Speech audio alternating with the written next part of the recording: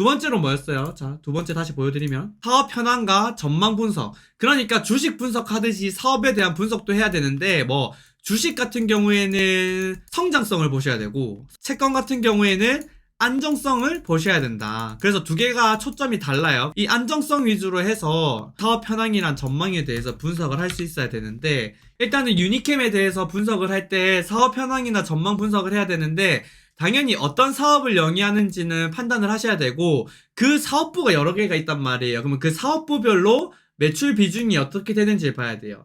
예를 들어서 대한항공 같은 경우에는 여객 운송이 지금 요새 거의 한 25%에서 30%고 그 다음에 화물 운송이 거의 한 70% 정도 내외가 돼요. 그러면은 화물이 훨씬 더 중요해요? 대한항공 같은 경우에 여객이 훨씬 중요해요? 지금 같은 경우에는 화물이 훨씬 더 중요하다고 실적이. 근데 화물은 계속 줄어드는 추세고 여객이 다시 올라오는 추세예요. 그래서 이제 코로나 때문에 낮아졌던 건데 코로나 이제 완전히 완화가 돼서 영향이 없다고 하면 여객이 거의 한 60% 가까이 올라오고 화물이 한 30% 이렇게 될 거거든요. 그랬을 땐 당연히 여객이 훨씬 더 중요하겠지. 그러니까 어떤 사업부가 그 매출의 주요 비중을 차지하는지가 중요하기 때문에 이 부분에 대해서는 당연히 판단을 하셔야 되고 세 번째로 기업 자체가 영위하고 있는 사업뿐만이 아니라 그 산업 전반적인 것들에 대해서도 알아야 돼요. 얘가 영위하고 있는 그 산업의 경쟁 강도가 어떤지 공급자 우위인지 그 다음에 아니면 수요자 우위인지 당연히 공급자 우위여야 기업한테 유리하겠죠. 그래서 그런 것들 봐야 되고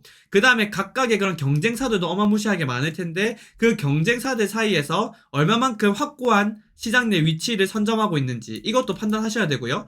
네 번째로 향후에 실적이 어떻게 될 건지도 보셔야 돼요. 지금 당장 실적은 안 좋지만 6개월 뒤, 3개월 뒤 이제 당장 실적이 좋아질 가능성이 있다라고 하면 지금 당장의 재무구조는 안 좋지만 한 1년 정도 유동성을 대응할 수 있을 만한 현금성 자산이 있으면 향후에는 실적이 좋아지면서 뭔가 다 그 영업 흐름으로 다 만회할 수 있다 보니까 이런 것들이 또 플러스가 될 수 있어요. 그래서 이제 향후에 실적 성장 가능성이 어느 정도 되는지도 같이 판단해 주셔야 되고 그 다음에 현금의 유입과 지출이 어떻게 되는지 이 현금의 유입 지출이라고 하면 결국에는 유동성인데 유동성 관리를 못하면 흑자 도산할 수 있는 거예요. 실적이 잘 나오는데 도산하는 거지. 왜? 흑자는 계속해서 분기 기준으로 났는데 현금이 없어서 부채를 상환해야 되는데 그 부채를 상환을 못해. 그러면 흑자 도산이 나는 거예요. 그래서 유동성 관리가 얼마나 잘 될지 이 부분까지도 같이 보셔야 돼요. 그래서 총 이렇게 5가지를 보셔야 되는데 자 그래서 보면 유니캠은 자동차용 피혁 원단이랑 핸드백용 피혁 원단 제조를 하고 판매를 합니다. 근데 각각 이 두 개만 이렇게 적어 놓으면 어느 사업이 더 중요한 사업인지 모르잖아요. 근데 자동차 쪽이 60%, 핸드백 쪽이 30%, 그래서 6대 3, 그리고 기타가 1 정도 되는 구조입니다. 그러면은 유니캠 입장에서는 자동차가 중요하겠죠. 그렇죠? 그러면 자동차 기업도 많잖아. 외국계 기업들 여러 가지가 있고 국내에는 현기차 있고 그죠? 그러니까 고객사가 누군지도 정확하게 알아야겠지. 근데 얘 같은 경우에는 현기차가 핵심이고 현대기아차 국내 완성차 업체 중에서도 이렇게 된단 말이야. 현대차가 야 너희들 우리 만들게 부품 니는 요거 니는 요거 니는 요거 니는 요거 니는 요거 니는 요거 만들어서 납품해. 그럼 이게 뭐다? 1차 벤더. 그리고 1차 벤더가 근데 현대기아차에서 요구한 양을 다 못하는 했는단 말이야. 그래서 1차 벤더도 협력업체들한테 줘요. 그러면 야 니는 이렇게 해줘. 야 니는 이렇게 해줘. 야 니는 이렇게 해줘. 야 니는 이렇게 해줘. 그래서 지금 이렇게 딱 돼서 모여있는 얘들이 뭐예요? 2차 벤더. 오케이? 그리고 얘네들이 이렇게 막 또 더 줘. 얘네들이 뭐? 3차 벤더. 사업 안정성 측면에서는 3차 벤더보다는 당연히 2차 벤더가 좋고요. 2차 벤더보다는 1차 벤더가 당연히 좋아요. 그리고 현기차가 당연히 제일 좋겠지. 현기차 라인 중에서는. 그죠? 1차 벤더만 돼도 많이 안정적이라고 볼 수 있는데 1로 가면은 점점 이제 위험하다고 보면 된다고. 사업의 안정성인 측면에서. 근데 유니캠은 3차 벤더예요. 그러니까 그 국내 완성차 업체에서 3차 벤더다 보니까 사업에 대한 안정성은 조금 다소 여리하다라고 보시면 되고 당연히 3차 벤더니까 고객사는 2차 벤더가 되겠죠. 그래서 매출 비중으로 가장 주요한 2차 벤더를 보게 되면 나원산업이라는 곳에 38%, 두올이라는데 16%. 이 두올이라고 하는 기업이 그건가요? 구형 그랜저 쪽에 시트랑 해서 납품을 했거든요. 근데 구형 그랜저가 단종되면서 실적이 확 줄어들었어요. 이 둘 중에 하나긴 한데 아무튼 그러한 것들이 영향을 받아가지고 현기차 체인이다 보니까 여기에서 영향을 받아서 이 유니캠이 그쪽이 단종되고 그 다음에 자동차가 반도체 수급난 때문에 자동차 생산이 많이 안 됐어요. 공급 병목 현상 때문에. 그러니까 얘네들이 매출이 좀 생각보다 원래는 엄청나게 증가할 수 있었는데 좀 정체가 된 면이 있고, 반면에 인플레이션 때문에 원자재 가격은 높다 보니까 수익성은 훼손되는 그림을 그렸어요. 그래서 그런 것들은 봐주셔야 되고, 또 이것뿐만이 아니라 여기에 속해 있는 그 경쟁사들이 어마무시하게 많으면 이게 이제 경쟁 강도가 심하다 보니까 사업에 대한 안정성이 안 좋을 수 있잖아요. 그래서 그 부분에 대해서 한번 살펴보게 되면, 자 여기 있어요. 이게 3번 요거예요. 경쟁 강도. 국내 완성차 피혁 시장은 세 개 기업이 과점하고 있어요. 삼양통상, 조광피혁, 그리고 그 다음에 동사, 이렇게 세 개 기업이 90% 이상 과점하고 있습니다. 그래서 사업 안정적인 측면에서는 플러스예요. 과점하고 있는데 안정적이고 진입장벽도 어느 정도 있거든. 그래서 이 부분은 플러스다. 근데 완성차 시장이 급냉각 됐죠, 지금? 금리가 오르면서 자동차 예약했던 사람들이 전부 다 취소를 한대요. 그만큼 수요가 급 얼었다고, 급 냉각이 됐어요. 그래서 완성차 시장이 완전히 얼어붙었거든. 구형 그랜저도 단종됐으니까 이것도 동사 입장에서는 악재가 여러 가지가 지금 겹쳐있다 보니까 마이너스. 그럼 실적은 생각보다, 그러니까 수익성이 안 좋아지면서 실적은 안 좋아졌을 수밖에 없는데, 향후에도 지금 단기간 내에 한 1, 2년 내에는 뭔가 자동차 시장이 다시 붐이 나거나 하긴 어려울 것 같아. 그러니까 나 힘든데 더 힘들어졌어. 그러니까 신주인수권부 사채를 발행하는 거예요.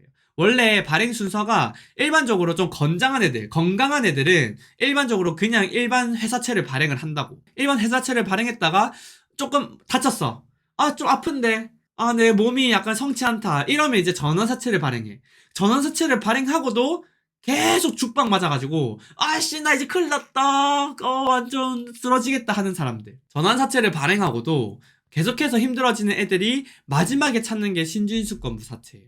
그러니까 이렇게 사업만 봐도 얘들 많이 힘들겠구나를 알 수 있는 거죠. 그럼 재무구조, 재무제표를 봐도 딱 나오겠죠, 답.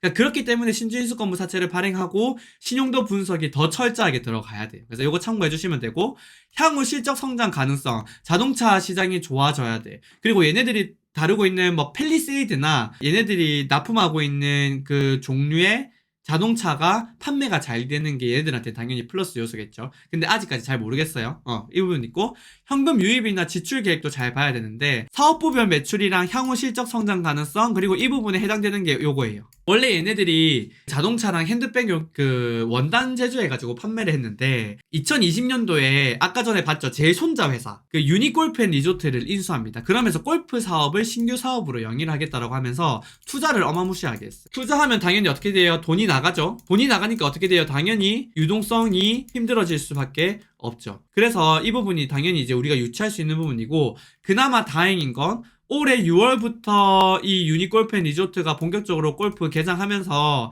이 수익이 인식이 될 거예요. 그래서 재무구조 보면은 당연히 나중에 말하겠지만 엄청 어마무시하게 부채가 많은데, 올해 6월부터 수익이 나는 이 촌자 회사에서 수익이 나는 이 자금을 가지고 뭔가 좀 대응을 하지 않을까, 이렇게 좀 생각해 볼 수 있는 그러한 사업 구조를 가지고 있다, 이렇게 우리가 정리할 수 있어요. 일단 그 전에 세 번째로 가기 전에 요거 한번 보여드리려고, 제가 한신평이랑 그 한국신용평가, 한국기업평가 이런 거 중요하다 그랬잖아요. 여기다가 한번 쳐볼게요. 일단은 여기다가 www.kissrating.com co.kr인가 이렇게 쳐볼게요. 이게 한국신용평가예요. 그럼 이렇게 나오잖아요. 한국신용평가 나오면 여기에 예를 들어서 유니캠을 쳐. 유니캠을 치면 안 나오죠. 그러면은 이 기업은 이 유니캠에 대한 신용평가지를 않는 거예요. 그러면 아까 다시 rating.co.kr로 가는 거죠. 여기가 한국기업평가. 한국기업평가에 가서 유니캠 치면은 이제 유니캠이 이렇게 나오죠. 신용등급 나오고, 유니캠을 클릭을 하면 여기에 등급 가면 여기 등급, 여기 평가 의견이라고 나와요. 이 평가의 의견을 누르면 이제 다운로드가 되는데 여기에 나오는 거예요. 유니캠은 이런 행정 논거 이렇다, 평정 논거 이렇다, 회사 개요는 이러이러한 기업이다, 최근의 동향은 이렇고 주요 이슈는 이렇고 등급 변동 요인은 이럴 때마다 하향 상향 조정을 하겠다, 사업은 이런 부분들을 하고 있으니까 이런 부분을 참고해라고 되게 깊숙하게 얘네들이 투자를 해준다고, 애널리스트 같은 느낌이에요. 그래서 이런 것들을 보시면 돼요. 아시겠죠? 이런 것들을